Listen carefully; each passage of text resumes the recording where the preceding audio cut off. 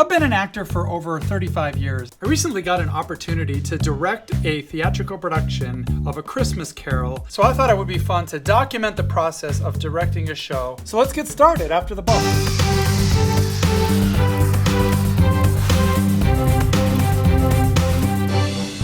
I'm Doug Fall, your augmented actor, helping you augment your acting career with tips, tactics, and tech.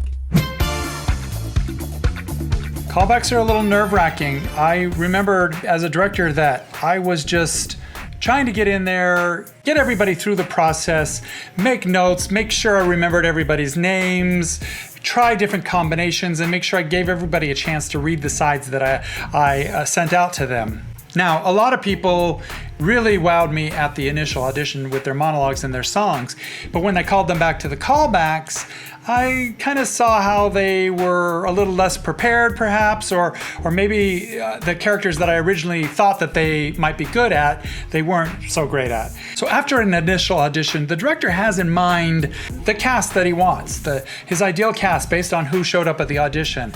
You fill in all these little holes for characters, and so when you bring somebody back to read for those parts, you're just hoping that they fit right in and confirm your casting in your mind.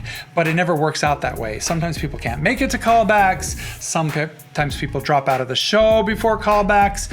And sometimes people come in and read. I had one guy that read really well in the initial audition, and I thought, oh, he's perfect for this role. And then when he came back to read for that role, it wasn't quite a fit. It didn't quite match. So I had him read for other roles, and I finally found a place for him, but it made me had to shift a bunch of things around. So anything can happen at a callback. Just show up as prepared as possible. Try to bring that same energy and that same character type that you brought to the initial audition, because that director is going to be looking at your callback as a confirmation of the casting that he has or she has in their head. And if you bring a little something different when you're reading at a callback, you might open up some other options in the director's mind, or you might cut yourself out of a part altogether if the director says, oh, they didn't live up to my expectation of them.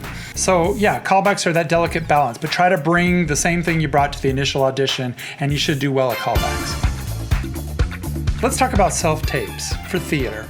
Now, I've done a lot of videos on self-tapes before, how to properly set up lighting and shoots. Those are primarily targeted toward commercial actors and film actors.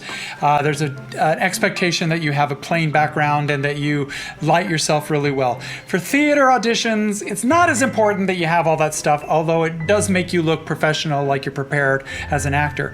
I watched a few different self-tape audition submissions for this show, and I didn't really care what your background was. I didn't care if you edited it a little bit. It didn't really matter. I was looking at you, your type, and what you were auditioning with. Can you sing? Can you act? Do you have a good presence? Do you seem like somebody I would want to work with? And I called back a few people from just those self-tapes. I realized after doing all these videos about how to self-tape that, you know what? Those are trying to show you the professional standard, what you should strive for.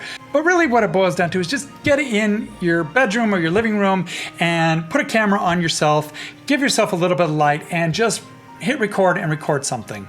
We just really want to see what you have to bring as if you were walking in the room. I don't care how it looks. I don't care if you have a picture of a cat hanging on your wall. It wasn't distracting to me. And so any casting director that will immediately throw out somebody's tape because of what their background looked like or how crappy their lighting was, I think that's BS. My impression was, I'm gonna look at it anyway. I'm gonna see what my options are for actors. Note taking. As a director, I took a few notes for each of the actors, but when you're doing auditions, you don't have a lot of time to take notes. You want to watch the performances. If a director is writing things down while you do an audition, it doesn't mean anything good or bad. I wrote down things like, this girl's wearing pink pants and has long blonde hair. Things to remember who did what. I was writing down the name of your monologue or your song. I was writing pitchy or good actor or sang well, or good presence. Just little notes to remind me about who you were and whatnot afterwards. So those notes are important, and we only have a brief moment or two to write a note. So let the director write the notes even if it's bothering you in your audition. It's an important part of the process for the director. Sometimes as an actor, when I leave the audition room and the people are in there and they're talking and talking, I think, oh wow, they're in there for like 2 minutes. They must be just talking away. I must have left a really good impression. And the fact is that I noticed in between the auditions, we didn't really talk about the actor that just left the room that much. We might say, oh yeah, she was good, something like that. But generally we're just sort of taking a minute to communicate with each other about anything, and usually we're talking about who's coming up next, whether we want to take a break, stuff like that. So don't read too much into a moment of discussion after you leave your audition. 9 times out of 10, we're not talking about you.